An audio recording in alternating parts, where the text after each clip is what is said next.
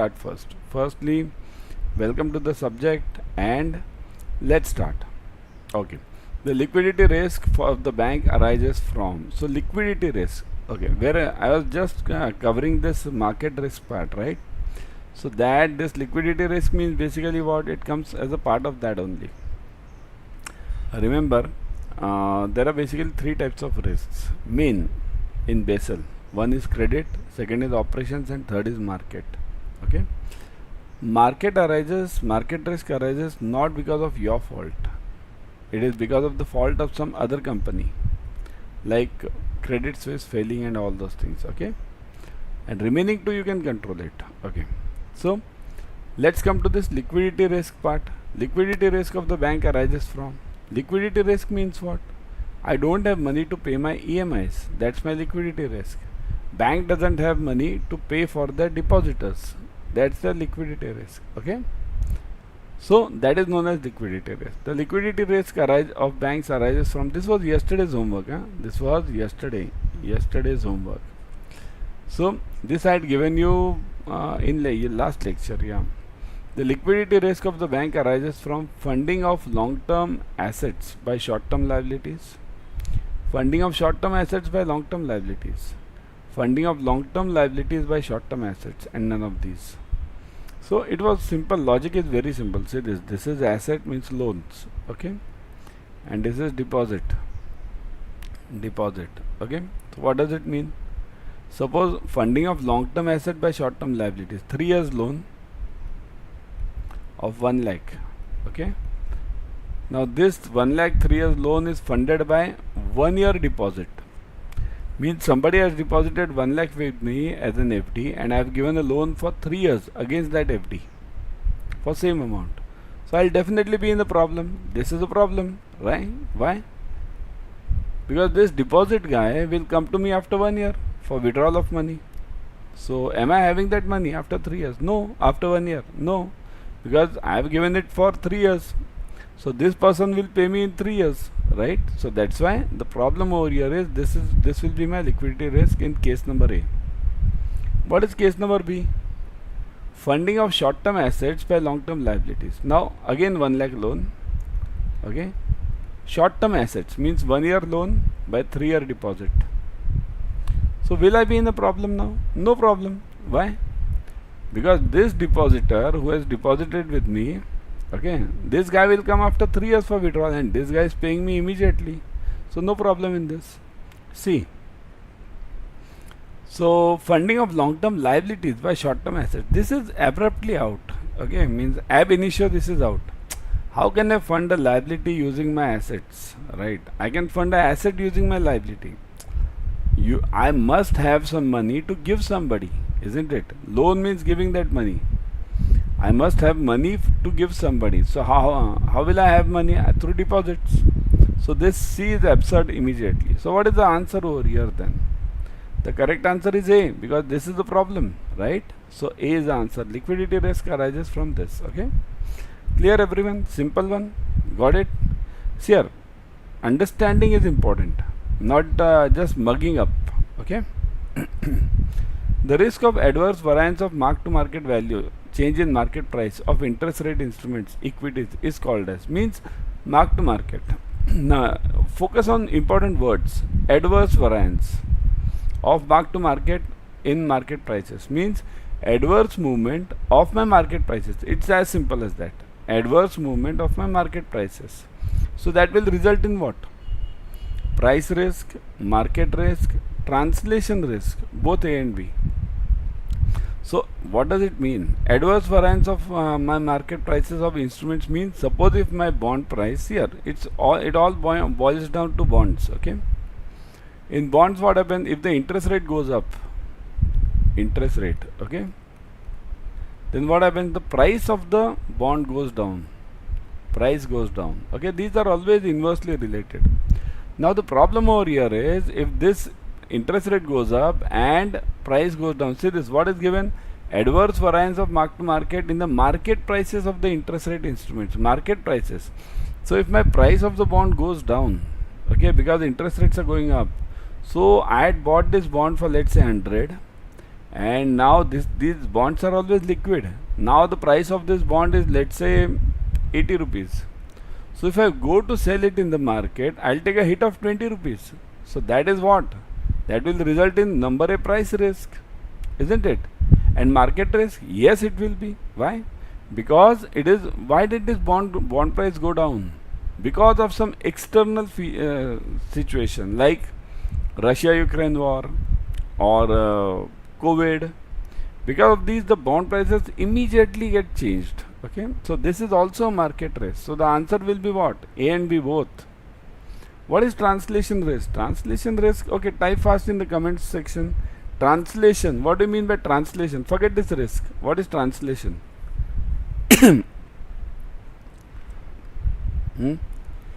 What is translation? When, if I give you some language, some book in Chinese, okay, and tell you to read, will you be able to read? No. Alright. Suppose if I translate that in English or Hindi or your local language, will you be able to read? Yes. So what am I doing? I am translating that foreign book into Indian language, whichever is acceptable to you. So that is translation. So same thing is happening over here also. Suppose if my bank SBI, let's say I am taking an example of SBI. Suppose SBI has New York branch. Let's say SBI New York, USA we'll call it. Call everything complete USA, okay? SBI might be having branches in USA, New York or some other states also of USA. So let's take it combined USA. So what is translation risk? On 31st March, what will SBI do? SBI will take the balance sheet of SBI USA complete, okay, all the cities, okay, all the states, and it will translate it to rupees. It is in dollars, that will be translated to rupees, and that is known as translation risk. So this risk has nothing to do with this market price and this whatever is going on with this adverse movement, okay. So the answer is both A and B. This is just the conversion of dollar, notional conversion. Translation risk is always notional. Remember this, notional. Notional means notional. What do you mean by notional? Notional means, suppose this on 31st March, okay, I am giving my balance sheet of SBI USA in rupees. So does it mean I am closing down my SBI USA branch? No. I am carrying on. It's just a notional profit or loss which I am seeing. Okay? Clear? What is not a forex risk? Not. See here, which of them is not a forex risk? A risk which may arise due to favorable exchange movements in the forex risk is called a forex risk. So favorable exchange rate. Favorable exchange rate means, suppose if I had bought dollar, let's say dollar, okay, at 80, okay, and now the dollar rate is, let's say, 90. So is it favorable or adverse to me? I had bought it. I have bought it first. Okay, this is called as long position. Long. When I buy first and sell later. Okay, that is known as long position. So I am in a long position over here. In long position, favorable movement means I had bought it at 80 and now the price is 90. So it's favorable for me. So this is not a forex risk, isn't it? This is not a forex risk. Forex risk will arise when 80 I had bought and now it is 70 at the time of selling. So then it's a forex risk, right? So A is not a forex risk. What about B? Because all of these is also the answer. This occurs on account of open position in spot or forward market. Correct. What is open position? See, this is open position. I had bought the dollar at 80 and at the EOD, end of the day, I had kept it open. I didn't close that, I didn't sell that dollar, okay. So I had kept it open. So that is known as open position. So this also affects it. So this is also this is a part of forex risk. This is a forex risk. In fact, this is true, okay. We want false. This is false, okay. Now what is this? It is applicable to individual foreign currency. So this is also true. I had bought dollar, so dollar, it is applicable to dollar. If I bring pounds over here, then it will be applicable to pounds. So it is applicable to each individual currency. So this is also true. But what do I want? So is this the answer? All of these? No, I want not a forex risk. These two are forex risk. So answer is A. Okay, I want not. Okay. Before moving ahead, download Adda 24/7 app on your mobile. In this app, you will be getting all the premium study material plus live classes, ebooks, tests, everything. Whatever you need for clearing JIB and CIB, you'll get it over here. Okay, so immediately download it. When an asset maturing in 2 years, liability risk will be basis risk, yield curve risk, gap risk, embedded option risk. What do you mean by this? Asset is maturing in 2 years. So this is a loan. Okay, loan is for 2 years. So accordingly, as per the bucket system, what is bucket system of RBI? Bucket system says whenever I am having a loan of some period, of some amount, let's say 1 lakh. Okay, so if I am having a 1 lakh loan for 2 years, I must have equivalent deposit for the same amount and same period. So 2 years and 1 lakh. I must have a deposit also for that. Okay, so that is known as bucket system. So what does it mean? When an asset is maturing in 2 years, I need to have a deposit of 2 years. So this is what type of risk? Basis risk, yield curve risk, gap risk, or embedded option risk. So what can be the answer for this? What is the gap risk? See here, firstly let's understand few risks over here. Basis risk means what? There is a change in movement in the rate of interest of loans and deposits. Change in movement means if I am having a loan of 2 years at 1 lakh at let's say 9%. So it may happen that the deposit market is so fierce that I'll have to give a deposit at let's say 9 to 10% again, 9%. If it goes fierce, then where is my NIM, net interest margin? There's no NIM of mine, right? So here I'll face a problem. So the liability risk will be what? It will be a type of basis risk also. This can be the answer.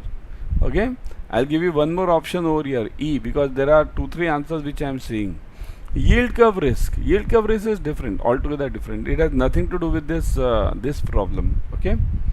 Yield curve means basically what is the yield of the bonds which I might be having, various bonds, okay, which I might be having. So that is yield curve risks. Various maturities of the same grading of the bonds or same rating of the bonds. Okay, that is second one. Gap risk means what? Gap between the assets and liabilities. So that can also be faced. Embedded option risk. Embedded means what? The person who is having the loan may come back and withdraw the amount, give back the loan, or the depositor. The depositor who is having the deposit for 2 lakhs, that person can come back to me, and anytime the person can tell me that okay, I don't want your deposit, take this money back, this FD, and give me my money back. So this is also true. Okay, so the correct answer is A, C and D. Okay, A, C and D. This is the right answer over here, because when I'm having an asset maturing in 2 years, the liability risk will be both basis risk, because if the rates change in different proportions, I'll be facing the problem. Gap risk, the difference in between the loans and the deposits. Okay, and embedded option risk, all of them. So 3 of them, A, C and D. Funding liquidity risk is defined as, so liquidity risk means what basically? Liquidity means I don't have money to pay the EMI. So excess of liabilities over assets, excess of long-term liabilities over long-term assets, excess of short-term liabilities over short-term assets, inability to obtain funds to meet the cash flow obligations, and all of them. So which can be the answer? Liquidity risk, okay, means what? Excess of liabilities over assets means what? Suppose if I am having loans of let's say 100 rupees and deposits, okay, of 120 rupees. Okay, what does it mean? I am getting at 8% and I am paying at this again deposit. Let's say deposit is always lesser, okay, or we'll consider it same rate. Let's I'm paying at 8%, so I'm paying for 120 at 8%, and I'm getting 100 rupees loan, means interest on 100 rupees at 8%. So this is excess of liabilities over assets. So if I'm having more deposits than the loans, then I'll be facing the problem. But generally what happens, if loan is 8%, deposit will be around 6%, so that it's adjusted. This 2% gap is known as our NIM, net interest margin. And this is what, this 2% gap, this is actually what? This actually means it's a gap of 6 and 8.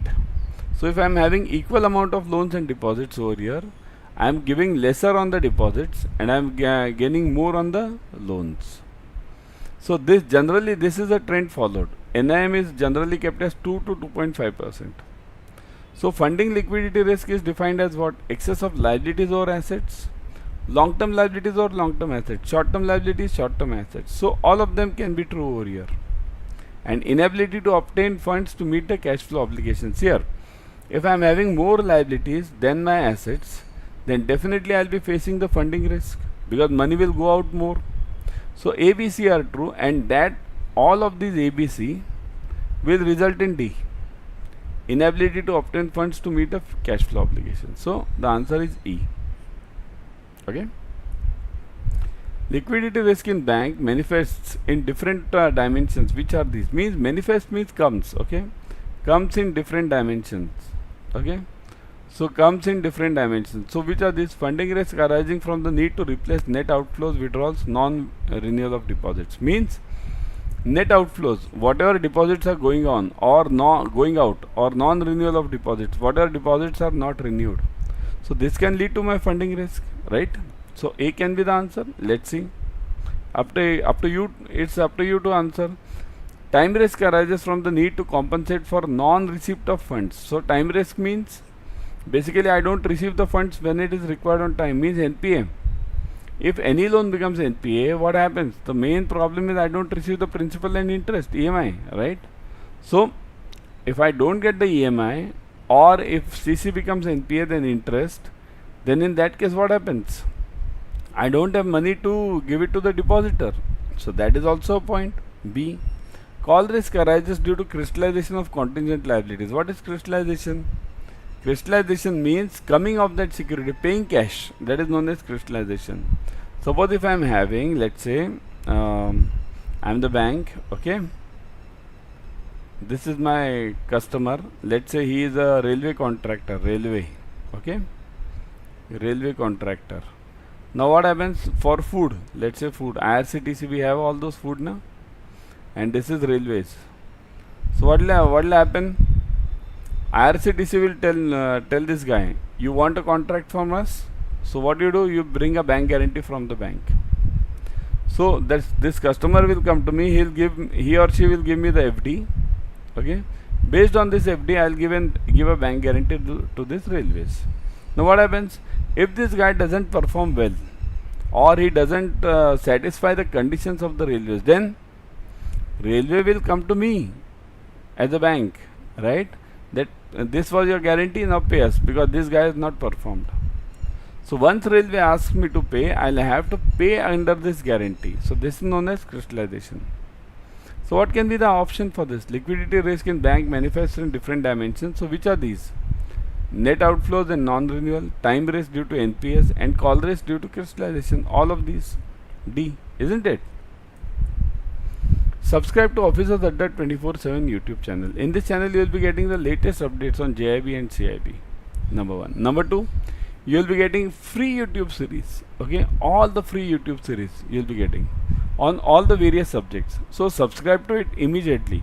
Means what is this free YouTube series? Here the logic over here is, what are you watching right now?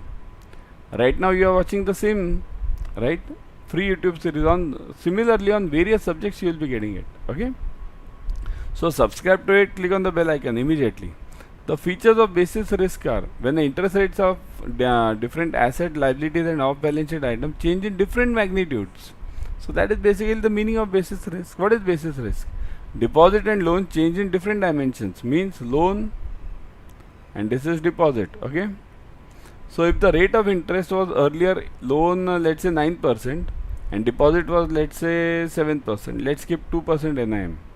Now if the loan goes from 9% to 10% and deposit goes from 7 to 9, so earlier I was earning how much? 9 minus 2 7, 9 minus 7 2%. Now I am earning how much? 10 minus 9 1%. So my income has reduced. So when the changes in rate of interest for various loans and deposit products changes in different magnitudes, that is called as the basis risk. So this can be true. When the interest rate of assets rise in different magnitudes as compared to the interest in the corresponding liabilities, which may result in variation in net interest income, it would be known as basis risk. So interest rate in assets rise in different magnitudes as compared to interest in liabilities. So that's what we are discussing over here. So B is also the same, only wordings are changed. The basis risk is quite visible in volatile interest rate scenario. Volatile, huge changing interest rate. Okay, so that happens generally when there is extreme this inflation. In that case, it's a huge volatile scenario. So the answer is what? A, B, C, or D? All of these. The answer is correct, D. Got it, everyone?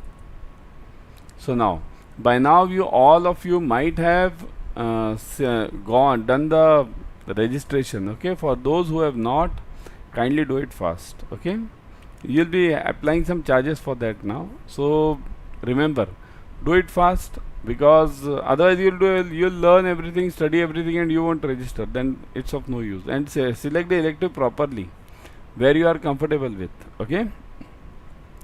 Okay, now about this batch, selection batch. Look at this. This batch we are covering all the 4 subjects: ABM, BFM, ABFM, BRBL, compulsory ones, numericals, objective questions, case studies, everything is covered.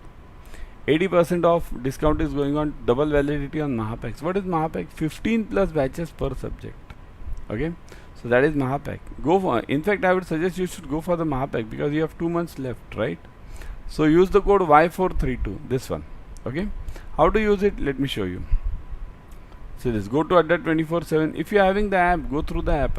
In the app, you are getting 1% extra using the coin systems. Okay, so go to Adda 24/7. Click on the front page itself. Click on JIB and CIB. Click on CIB 23 now. Click CIB 23. You'll see the details. See this details. Okay. Click on the English batch. Once clicked, you'll see the details of the batch. What are the days, timings, what are the study plans, everything. Okay. Recorded videos are available, remember, importantly. So if you miss out on any class, you can definitely get back to the class using recorded sessions. Also, 2-way interactive classes. You can ask the questions there and then itself. Click on more offers.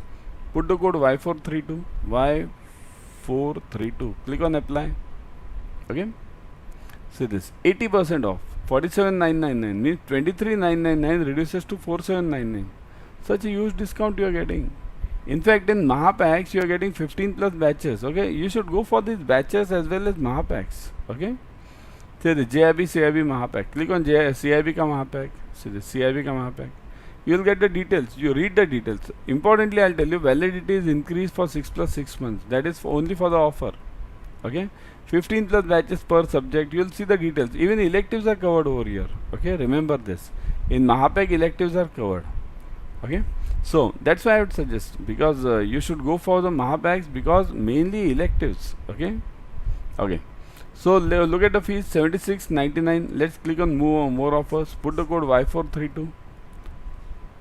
Click on apply. Look at this, 34,999 reduces to 6,999.80. Such a huge discount. Okay. Validity double, 6 plus 6 months. So such offers don't come every now and then. Okay.